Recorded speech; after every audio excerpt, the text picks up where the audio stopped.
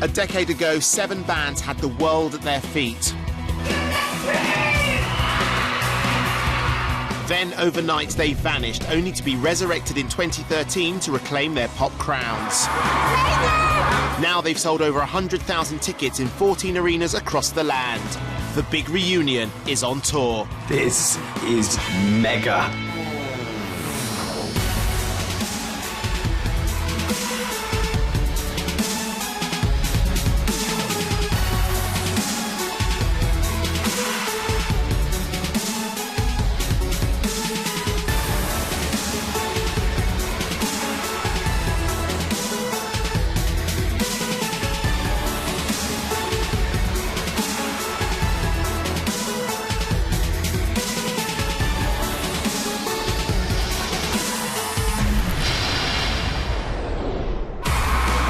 After a barnstorming night in front of 3,000 people in Hammersmith 3 months ago, the Big Reunion family is together again and preparing to grace the biggest stages the country has to offer.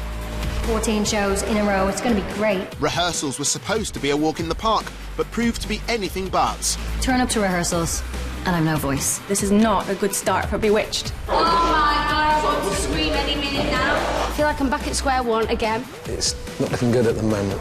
Let the games begin. And as soon as the Big Reunion lol bus hit the road to Sheffield, the party started. This is going to be carnage. It's the morning after the Big Reunioners were hit by a tsunami of booze and day 1 of the tour.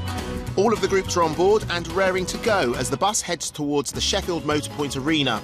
But one reveller needs the driver to take the corners slowly. For Kev, it's time for coffee and a cry, but for the rest, it's here, the first of 14 sold-out shows. Sun is shining, it's gonna be a good day.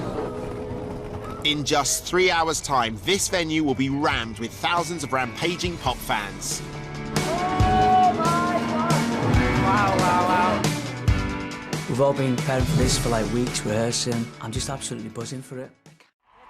With Liz shivering backstage, the 911 boys explode onto stage. Go!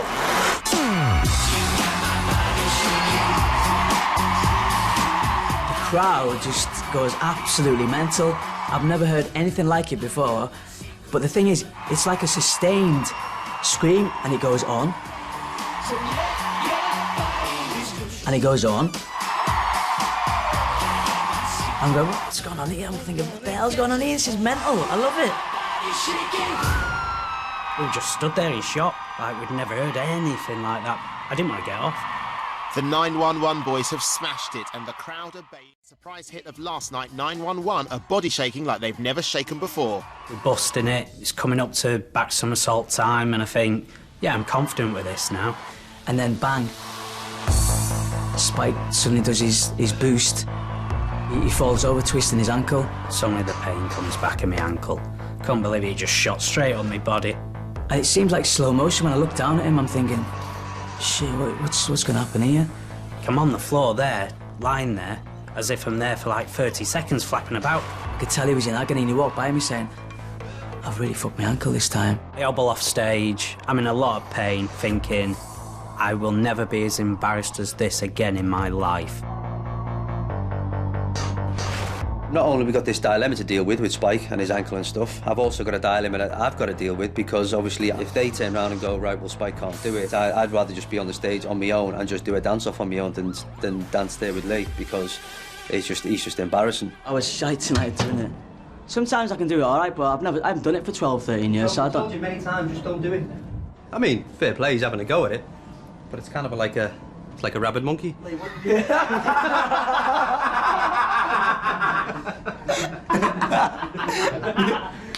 He's the worst thing I've ever seen in my life. Apologies, everyone at home. Shit! Do it in the mirror. Jumbo. Look and look again. Spike's ankle is giving him serious jip. Is this early retirement for the body shaking? Unable to walk, he's forced to concede that his night's over.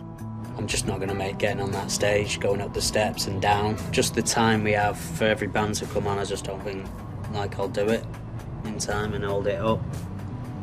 I'm gutted though. I'm worried about tomorrow morning now, because I've got to do it all again. No partying for Spike tonight. It's bedtime. Doctor's orders.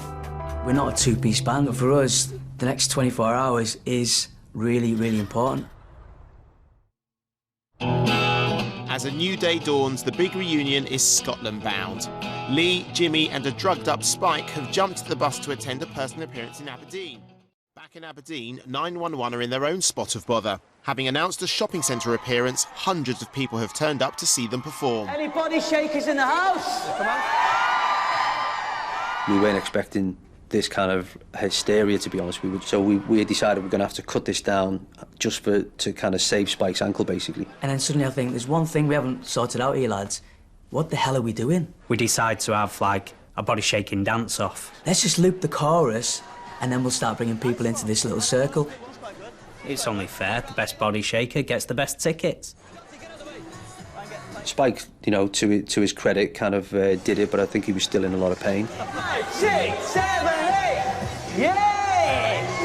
The buzz is everywhere. It just feels that we've got that interaction again with the crowd that we haven't had for so many years. All people ask me now is, can you do body shaking? More than what they used to. I'm like, what do you want me to do? Stand in a supermarket shaking me bits? Right then, I think John's a winner! Lucky John is coming to tonight's show, but will there be anything to see? Spike can't bust any serious moves. And back on the Hillock of Doom, the rest of the bands aren't going anywhere. Backstage, Spike waits to see if his ankle will hold out. Worry about it. I'm worried about it, yeah. Keep thinking about it until you get it over with. I thought, I'm not having this no more. I'm not going to just half do things, so I've just absolutely gone for it. I'll deal with the pain after. How's your ankle like? It's just that first moving part. People, when you go like that, I thought, oh, I was that nervous of doing it. I didn't feel it, so that shit was. So the painkillers are working then? Yeah. It may not be fixed, but adrenaline has got him through. The wheels are back on the bus, albeit not the nice one we spent all that money on. The tour is taking its toll, and for one couple, the experience has trawled up old emotions. I still find it tough that we're not together. I mean, I guess if she rang me tomorrow and said, how do you fancy us getting back together again, I would. She's my wife, I love her. It's quiet today, though. There's a few people missing on the bus. Yeah, it does feel like everyone's just a bit lethargic today. We're all eating donuts and drinking coffee and snoozing. Doing the tour with Lindsay, it's been fine. We've had a right laugh on the bus and that, and I think we've both now found the strength just to move forward. I have found it hard emotionally at times to be in Lee's space day in, day out. It's just being together on a bus, and every day it's just spending that much time with somebody, you know, who you were with for 12 years. It's not easy. I think the big reunion has helped me emotionally move on with lots of things in my life. You know, you can't just dwell on the past forever, you've got to move forward, and that's what I've done. You know, it's a constant reminder of something painful and the memories that go with that. There have been a sort of period of a few days where I've really struggled, but I've had the girls around me and, you know, felt that support from them. So it's been, it's been okay.